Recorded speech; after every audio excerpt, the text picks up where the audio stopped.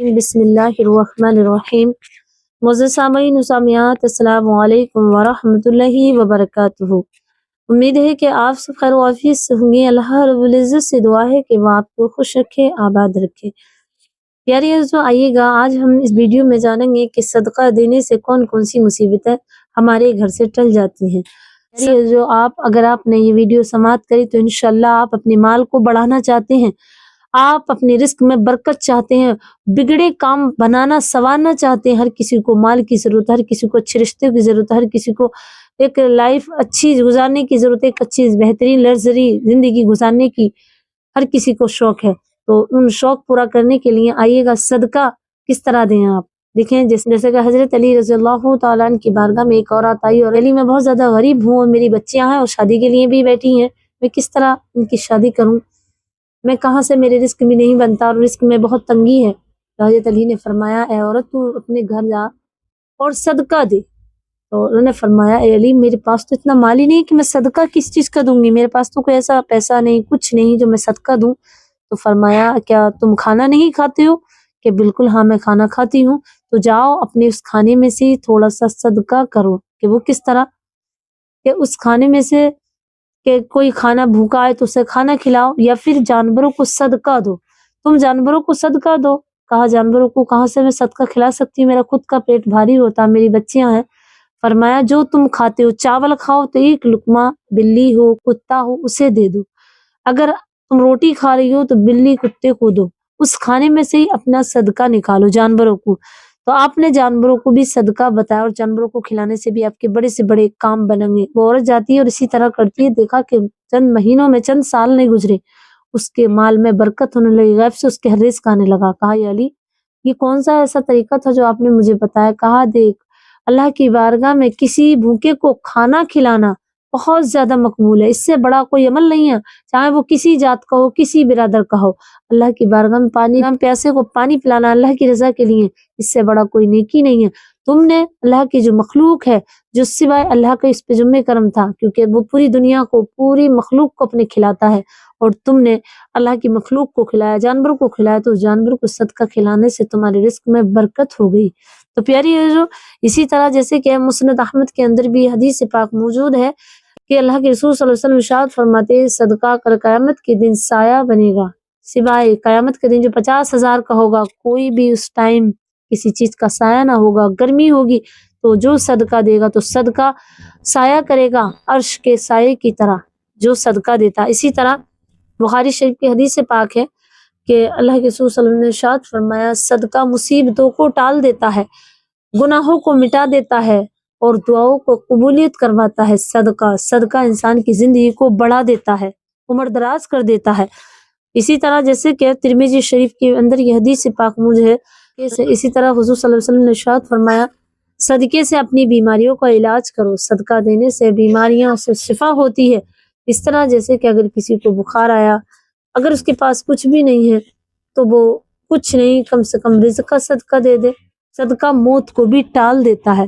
اگر صدقہ اللہ کی بارگاہ میں آپ دیں گے، کسی بھوکے کو کھلائیں گے، کسی ننگے کو کپڑا پہنائیں گے، تو موت کو بھی ٹال دیتا ہے۔ اب آئیے گا صدقہ دینا کسے ہے، اور صدقہ کن چیزوں کا ہم دے سکتے ہیں، ہمارے پاس کون ایسی چیزیں ہیں جو ہم اپنے صدقہ دے سکیں۔ جیسے انس بن مالک رضی اللہ تعالی عنہ فرماتے ہیں کہ نبی اکرم صلی اللہ علیہ وسلم نے ارشاد فرمایا، کھانا کھلانا سب سے بڑا صدقہ ہے، بھوکے کو کھانا کھلانا۔ اگر آپ کے پاس اتنا پیسہ ہے کہ آپ کسی کو کھلا سکتے ہیں کھانا پکوا کر بھوکوں کو، تو آپ کھانے سے بڑا کوئی صدقہ نہیں ہے۔ اسی طرح اور ایک حدیث میں آتا ہے کہ پانی سب سے بڑا صدقہ ہے، تو پانی کا صدقہ بھی دے دیں آپ، پیاسے کو پانی پلوانا۔ اگر آپ کے پاس اتنا مال ہے، یہ اس قابل ہیں آپ، تو کہیں پہ نل ٹنکی وغیرہ لگوا دیں تاکہ وہاں مسافر پانی پیاسے پینے لگیں، کیونکہ پیاس تو سبھی کو لگتی ہے۔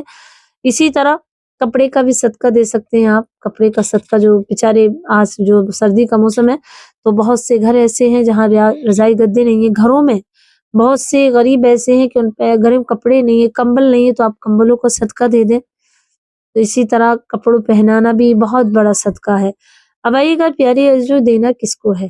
دیکھیں، پہلے آپ اپنے رشتہ داروں میں ڈھونڈیں نفلی صدقہ، اور انہیں یہ نہیں کہنا کہ ہم آپ کو صدقہ دے رہے ہیں، نہیں، آپ کو صرف وہ سامان خرید کر کے انہیں تحفے کے طور پہ دیں، جیسے گفٹ۔ ان کے آپ کو معلوم ہے کہ ان کے ہر رضائی گدے پرانی چل رہی ہیں یا ہے ہی نہیں، تو آپ رضائی گدے لے جائیں بنوا کر کے، آپ انہیں کمبل لے جائیں اور انہیں گفٹ کے طور پر دیں پہلے۔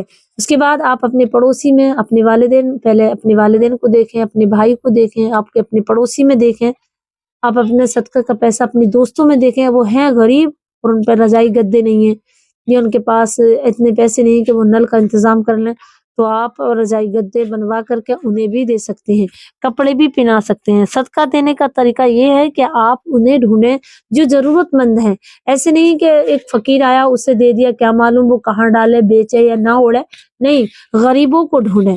غریب وہ نہیں جو مانگتے ہیں، فقیر وہ نہیں ہوتے ہیں جو مانگتے ہیں، نہیں، وہ ہوتے ہیں جو اللہ سے علاوہ کسی سے نہیں مانگتے ہیں، لیکن واظاہر وہ نظر آتا کہ فقیر نہیں ہے وہ، لیکن وہ واقعی میں فقیر ہوتے ہیں، وہ سوال نہیں کرتے ہیں لیکن رب سے اپنے روتے ہیں، گڑ گڑاتے ہیں اور رب کی بارگاہ میں ہی وہ طلب کرتے ہیں۔